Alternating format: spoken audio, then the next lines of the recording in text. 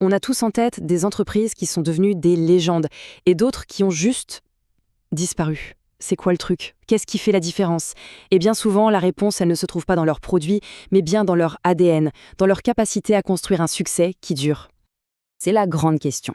Pourquoi certaines tiennent le coup pendant des décennies alors que d'autres s'effondrent? Le secret, ce n'est pas forcément le produit miracle, non. C'est dans la manière dont elles sont construites, de l'intérieur. C'est une histoire de fondation, de vision et surtout d'une incroyable capacité à s'adapter, encore et toujours. Alors, pour piger comment on construit une boîte qui dure, on va décortiquer ensemble une sorte de moteur du succès durable, un modèle qui s'inspire de la norme ISO 9004. Voilà le plan. D'abord, on va regarder au-delà du produit. Ensuite, on pose les fondations, le contexte, l'identité. Après, on met un pilote aux commandes. Puis, on installe le moteur. Et pour finir, la pièce maîtresse, la boucle qui permet de s'améliorer constamment. Allez, on commence par le début. Qu'est-ce que c'est, ce fameux succès durable? Beaucoup de gens connaissent l'ISO 9001, la norme qui garantit en gros que le produit est de qualité. Mais aujourd'hui, on va parler de sa grande sœur, l'ISO 9004, qui est beaucoup plus ambitieuse. Elle ne s'intéresse pas juste au produit, elle regarde l'organisation dans son ensemble. Et là, la différence est énorme, mais super simple à comprendre. L'ISO 9001, son job, c'est de s'assurer que le produit ou le service est bon. Point. L'ISO 9004, elle veut s'assurer que l'entreprise entière est bâtie pour durer. Pour faire une analogie sportive, la 9001 aide à gagner un match. La 9004, elle aide à gagner le championnat, saison après saison. Et ça nous amène à une idée vraiment centrale, la qualité de l'organisation elle-même. C'est sa capacité à répondre aux besoins de ses clients, bien sûr, mais aussi de toutes les autres parties intéressées.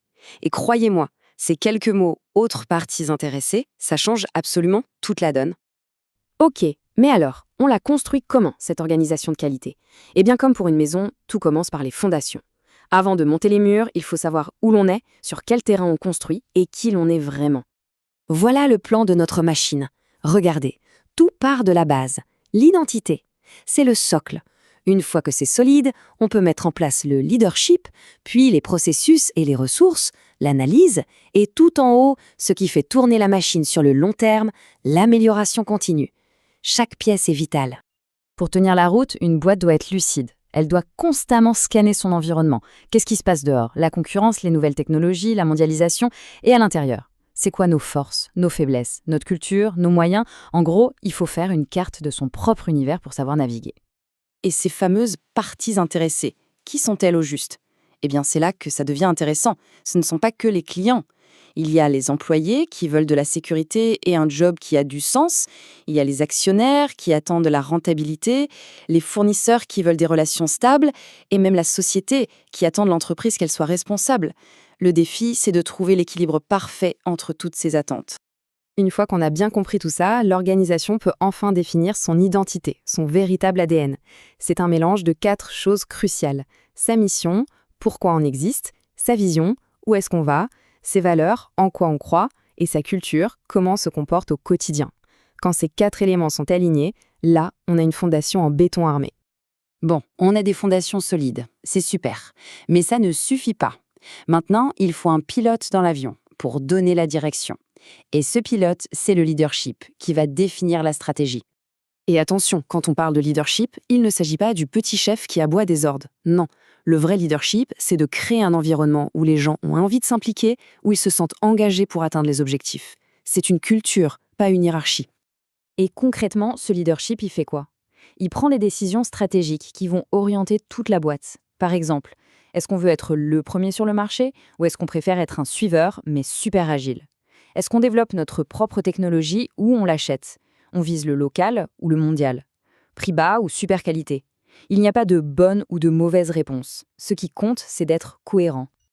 Ok, on a les fondations, on a le pilote, il nous manque quoi? Le moteur. Ce qui fait avancer la machine au quotidien. Et ce moteur, ce sont les processus et les ressources. C'est là que la stratégie devient une réalité. Et pour que le moteur tourne bien, il y a une idée clé, l'approche processus. Qu'est-ce que ça veut dire?